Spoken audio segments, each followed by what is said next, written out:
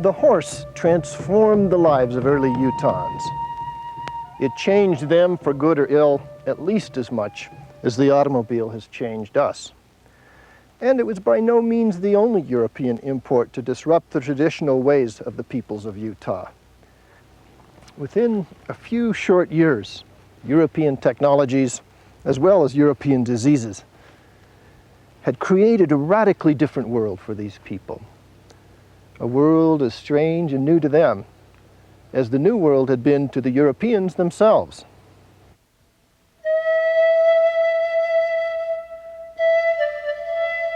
As nearly as we can tell, the lives of the earliest Utahns were much more stable than our own. Traditional clothing, tools, foodstuffs, and housing continued hundreds of years without significant change or interruption. Their successors, the Fremont and the Anasazi, possessed many more skills than the earlier archaic peoples. After more than 1,000 years of continuous habitation, they too left or were driven from Utah. Perhaps even before they left, another culture moved in. These people probably came from the southwestern part of the Great Basin. They spoke languages of common ancestry, which we call Shoshonean. 4 main groups of Shoshonean peoples settled in Utah: the Shoshone in the north and northeast, the Chutes in the northwest, the Utes in the central and eastern parts of the state, and the southern Paiutes in the southwest. They had been in place but a short time, perhaps 300 years or so, when the approach of another people, entirely alien to the Great Basin, brought significant change to their lives. These armored, mounted intruders were Spanish Europeans moving northward from bases already established in Mexico.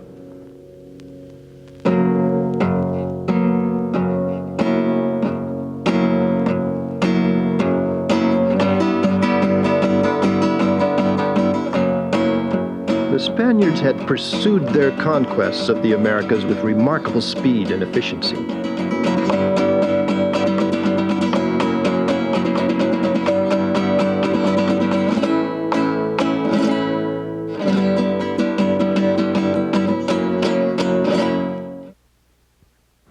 Through the 1500s, silver strikes in central Mexico drew a steady stream of miners, adventurers, and priests gradually northward. Finally, in 1598, Spain sent a colonizing party to establish the province of New Mexico. In 1609, the capital city of Santa Fe was founded, about the same time the English were beginning to settle the east coast of North America. Santa Fe would remain for the next 2 centuries, a remote, precarious frontier outpost. Yet, in the late 1700s, international rivalries elevated the provincial capital of Santa Fe for a brief time to a position of some importance in Spanish imperial politics. The European states were involved in a number of wars. At stake, the control and possession of New World colonies. Any unsettled territory in America was up for grabs. It finally became clear to the Spaniards that if they expected to keep hold of Upper California, they'd better settle there, and they did. San Diego was established in 1769, and Monterey the next year. These outposts were far beyond the frontiers of Spanish settlement. They were weak and vulnerable. During their infancy, they needed a steady flow of supplies from more established Spanish settlements. To meet this need, overland expeditions were sent to the California coast from inland settlements. In 1765, one party under Juan Rivera ventured into present-day Utah, exploring as far north as Moab. Still later parties traveled south of the Grand Canyon, traversing perilous deserts and hostile Indian territory. A less hazardous route, perhaps more to the north, was needed. It was then that Santa Fe, for a brief moment, came into her own.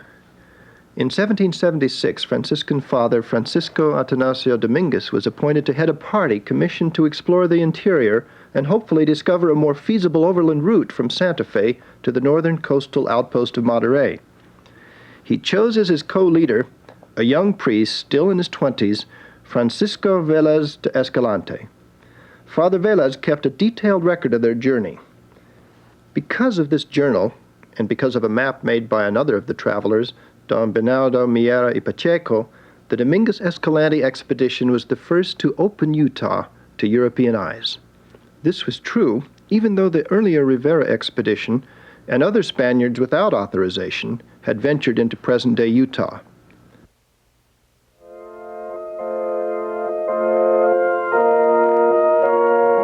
This errand into the wilderness had religious as well as political aims. The fathers saw little difference between the two. In their eyes, the cause of God was the cause of Spain. The little company of 12 men with pack animals and saddle horses set out from this building, the Palace of Governors in Santa Fe. The date was July 29, 1776, shortly after the English colonists 2,000 miles to the east had declared their independence from England.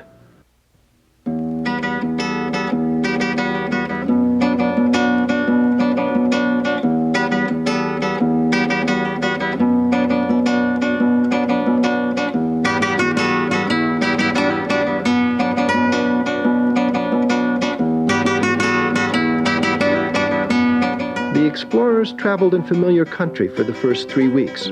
Spaniards had, after all, been in the area for almost 170 years. On August 16th, still early in their journey, they came across, as Velas put it, quite recent tracks of the Utes. Already they began describing the most powerful and widespread of our historic Indian peoples, the Utes, for whom Utah Territory was named in 1850. By 1776, the Utes were dramatically different from their great-grandfathers who had lived in the region when the Spaniards first settled Santa Fe. One of the important changes brought by the Spaniards was the adoption and use of the horse, which the Colorado Utes were already familiar with. Of all the groups Dominguez and Velas were to encounter on their journey, the eastern Utes had adapted most successfully to the equestrian culture. The range of their normal habitat was greatly increased. A Ute could now easily travel 40 miles a day on his horse, whereas before he could walk only 15 or 20 and take very little gear with him. Mounted Utes ranged widely in search of buffalo. Various bands of Utes frequented most of central and eastern Utah, western Colorado, and parts of northern New Mexico. East of these areas, they had contacted Plains Indians, from whom they adopted leather clothing, beaded decoration, feathers, ceremonial dress, and the use of the teepee. The horse also affected social organization. The increased range of the Utes made it possible to organize into groups larger than the small clan or family. Chieftains presided over the affairs of the group. This organization was not greatly formalized when the Dominguez and Escalante expeditions set out. There remained considerable uncertainty as to how widely the authority of any particular chief was respected, but a distinct change had occurred from the days of small wandering family bands. The Spaniards recognized two main groups of Utes: the eastern, mainly Colorado and New Mexico-based Utes, and the western or Utah Utes. But Escalante's journal makes clear there were many local bands within these broader groups.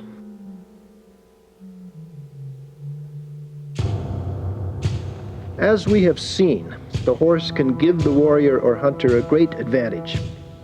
Besides obvious logistical benefits of increased speed and height, a warrior on horseback can have a terrifying psychological effect on unmounted people. Fully exploiting these advantages, some bands of Utes became a warlike people, raiding neighboring tribes, plundering goods, and even kidnapping women and children. They would take their victims to the closest Spanish settlement to sell as domestic slaves.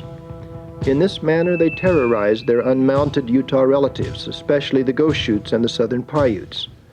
Their raids eventually forced these tribes into marginal lands, the Chutes into northwestern Utah, the southern Paiutes into southwestern Utah, leaving the more desirable parts of the state for the mounted aggressors. Some Utes lived quite sedentary lives, fishing from mountain lakes, raising corn, and making crude pottery. But because many bands ranged so widely, it is not surprising that the Utes were the first Indians encountered by the Dominguez Escalante party while still in country well known to them. When the explorers first spotted the Ute tracks on August 17th, they decided to try to find the Indians. They assumed the Utes might think they were up to no good. Besides, as Velez put it, one of them might be able to guide us or furnish us with some hints for continuing our journey with less difficulty or hardship. However, when they finally found a Ute 6 days later near the Gunnison River, he, in typical fashion, wanted only to trade with them. Both parties were eventually satisfied when he offered his services as guide in exchange for a knife and some glass beads. Traveling up the North Fork of the Gunnison, they were led to the villages of the Sabwaganas Utes. Here they found two Laguna, or Timpanogotsis Utes, far from their home near Utah Lake. The fathers were delighted to enlist their services as guides. One they named Silvestre. The other, a boy of 11, they dubbed Joaquin. He stayed with them the entire way back to Santa Fe. Not entirely confident of the good faith of their guides, and suffering from some internal dissension, the party continued in a meandering northerly course. They finally entered present-day Utah near Jensen, marking the occasion by a buffalo kill and a day of rest and recuperation. Fording the Green River here near Jensen, they first followed the Duchesne and then the Strawberry River to its source. They crossed the Wasatch Ridge and descended Diamond Creek to the Spanish Fork River. As they approached Utah Valley, their Indian guide Silvestre was so anxious to get home that, as the journal put it, he vanished in the forest, and we knew not where to follow him, because what with the great density of the forest, there was neither footpath, nor could his track be discerned in many places. He was ordered to go slow and always within our sight.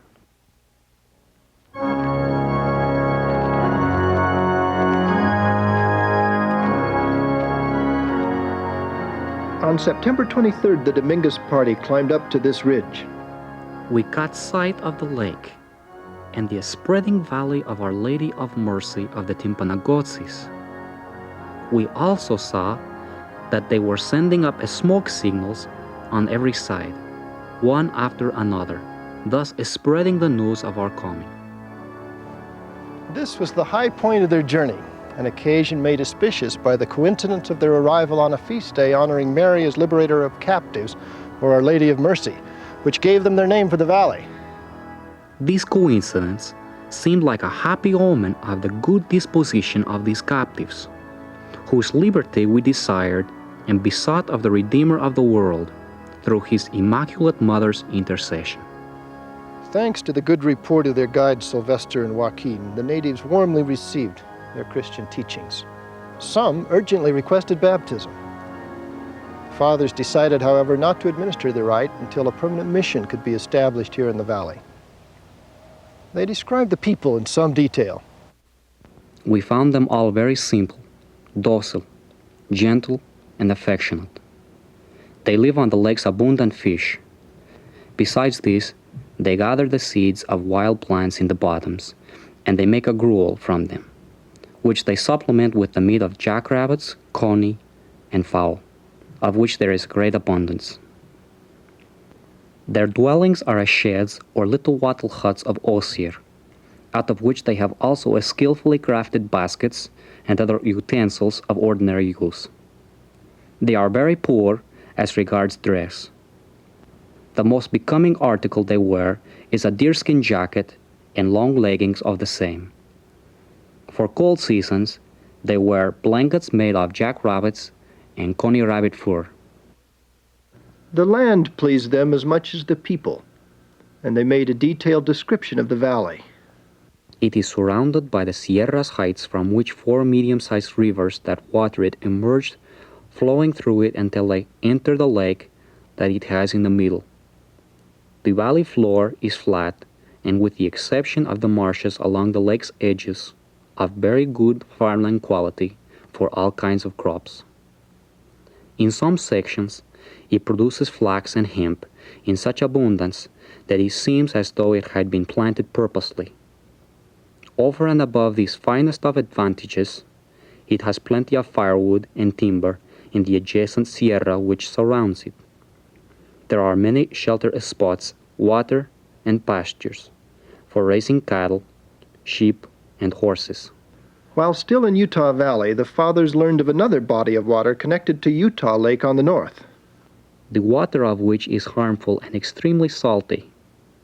For the Timpanois assured us that anyone who wet some part of his body with it immediately felt a lot of itching in the part moistened.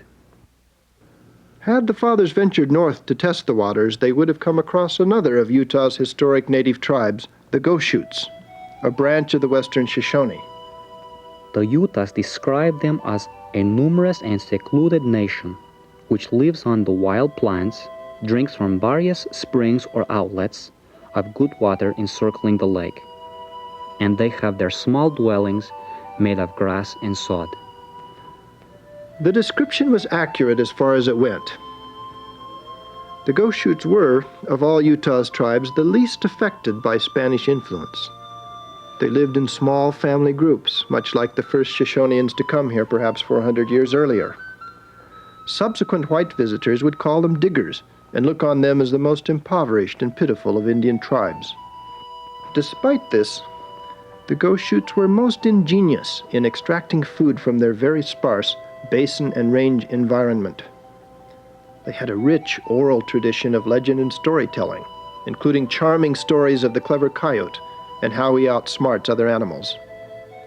They were in addition peaceful, almost devoid of the skills of warfare, which may have been the chief reason they were relegated to this most inhospitable of environments.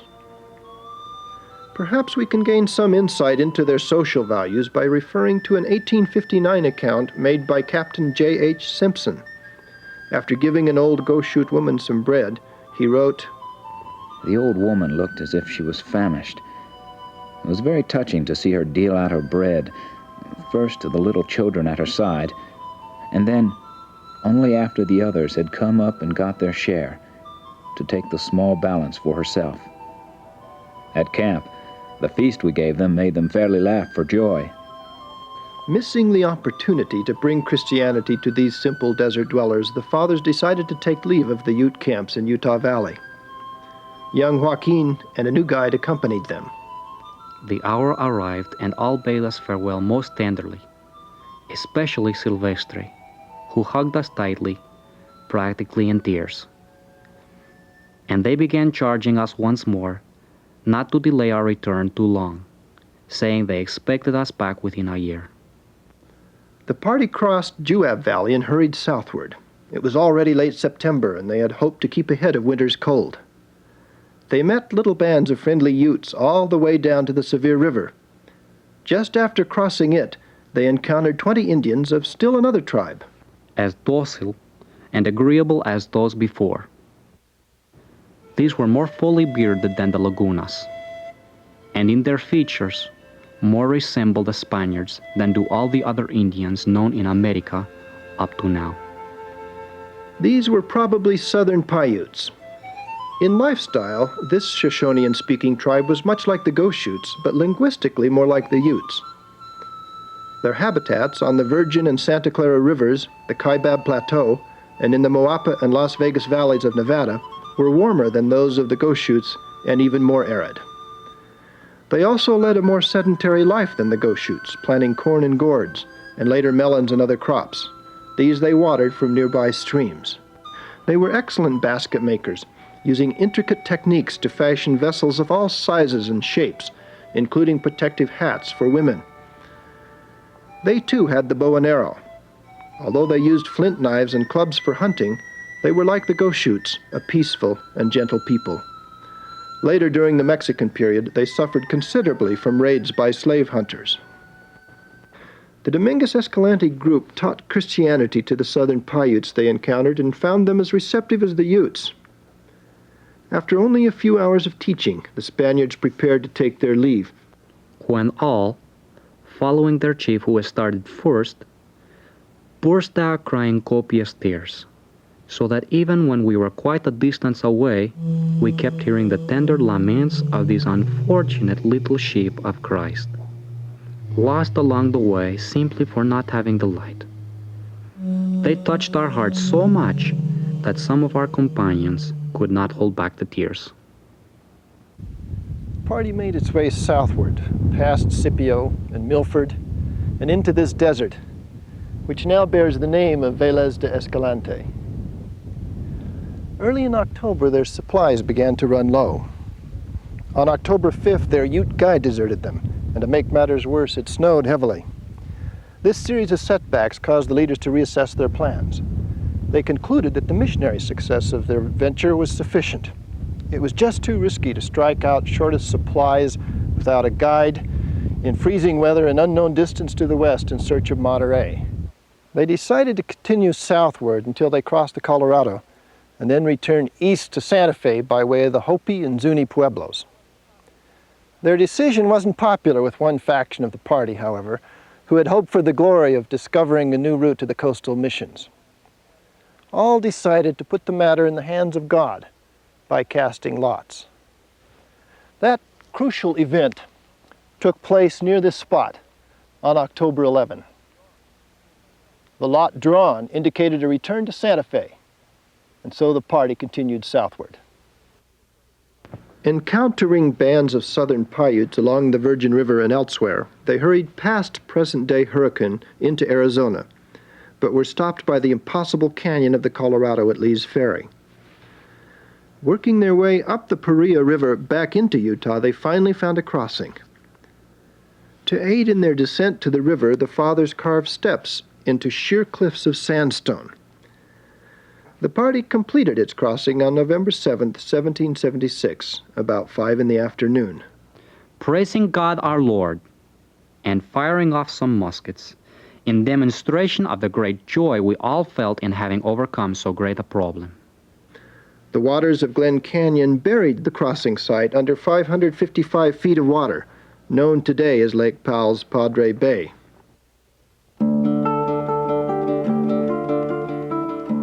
From there, the Franciscans traveled to the Hopi village of Oraibi. Now in familiar country, they continued on to Velez's home mission of Zuni, where they refreshed themselves for nearly 3 weeks before moving on to Santa Fe. They arrived the day after New Year's, 1777, completing a journey of almost 2,000 miles.